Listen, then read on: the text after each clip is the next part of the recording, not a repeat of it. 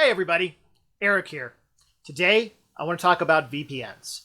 And some of you are like, what the heck is a VPN? While others are like, yeah, I need to protect my stuff. So first I want to talk about what is a VPN.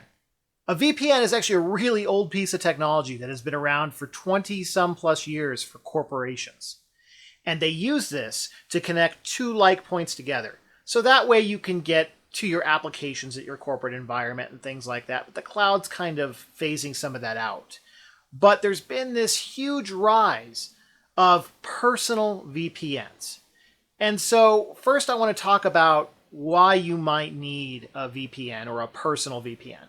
Most people who travel a lot, they worry about the Wi-Fi or at a coffee shop Wi-Fi and things like that, and their data being unprotected. And I'll tell you, if you knew how those networks worked and that the way everybody can see everybody and sniff for data and things like that, you should be scared.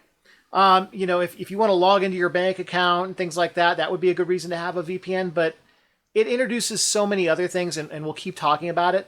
The best thing I can tell you is if you want to log into your bank account from a coffee shop, well, first of all, make sure you have money that you're protecting.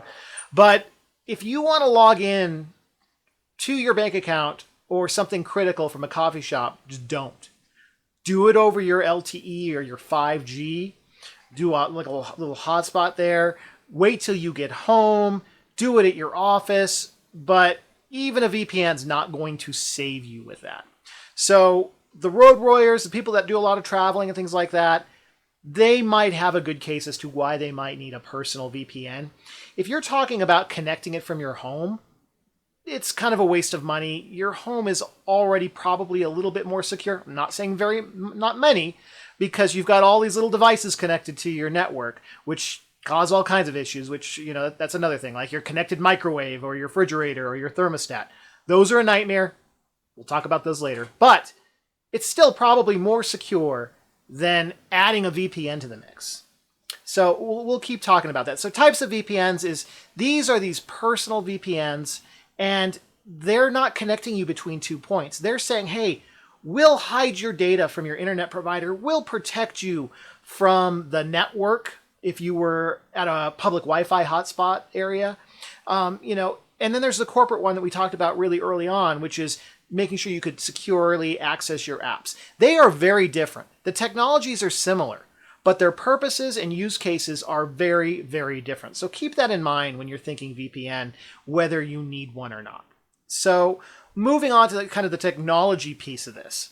So there's something called these personal VPNs use SSL technology. It's identical to the same thing that you see on you walk, or when you see the little lock on your browser.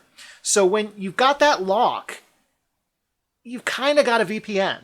So it's adding another layer of that to the equation.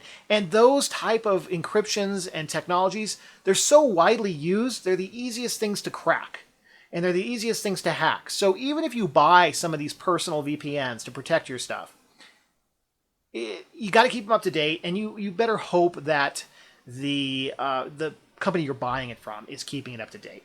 And now I did a quick Google search, just VPN, and there are hundreds of companies here. Anywhere charging from $1.50 a month to $20, $30, $50 a month for a VPN. And back to my original comment, VPNs are about trust. So if you don't recognize the name of the company that you're buying the VPN from, they may be China-backed, they may, have weird routing, they may not be keeping their updates up to date. VPNs are about trust. So if you don't know the brand and you don't trust the brand, you're wasting your time and your money buying the VPN in the first place. So, kind of going through this list and looking at what they've got there. I'm not going to talk about individual brands because I'm not being sponsored or anything like that here. I just want to talk about the do's and don'ts. The other thing is the technology itself is kind of cumbersome. Think of it this way. You connect your VPN. Let's say you're sending an email across the street. You connect your VPN up, and they're based.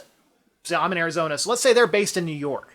That email goes all the way out to New York just to get access to the internet.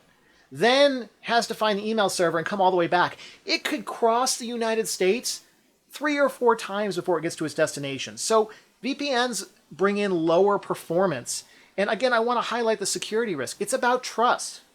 If you don't know who's listening on the other side of that or how it gets there, when you're doing this routing across the US like this, you're actually exposing your information and your packets to more people instead of less people. The internet is designed in most cases, I won't say all cases, but most cases, to deliver the package in the shortest path possible. And when you have a VPN, it ruins that technology. So there could be 30 or 40 more companies or additional companies that your package is going over to get than just going to the normal destination. So keep that in mind. VPNs are going to be slower. They're going to be performance-based. Unless you're traveling, a lot of people use them to travel overseas or get Netflix that we're not supposed to, things like that. That's a different use case.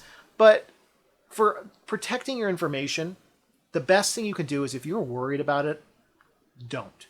Don't log into your bank account. Don't do anything over a public hotspot. I mean, I recommend never even connecting to them because it is so bad. So to sum things up, do you need a VPN? Probably not. Will it complicate your life even more? Probably. Will the performance be even worse? Probably. That's kind of to sum up the whole VPN thing. So next time somebody says, hey, you should have a VPN to protect your information, there are better ways to go. So if you like this video, want to learn more, we're actually going to do a video show people how to create their own quick VPN server. We're using free software in the cloud. But that'll be later. So please like and subscribe. I appreciate you listening. If you have any comments, please leave it in the comments section. And have a great day.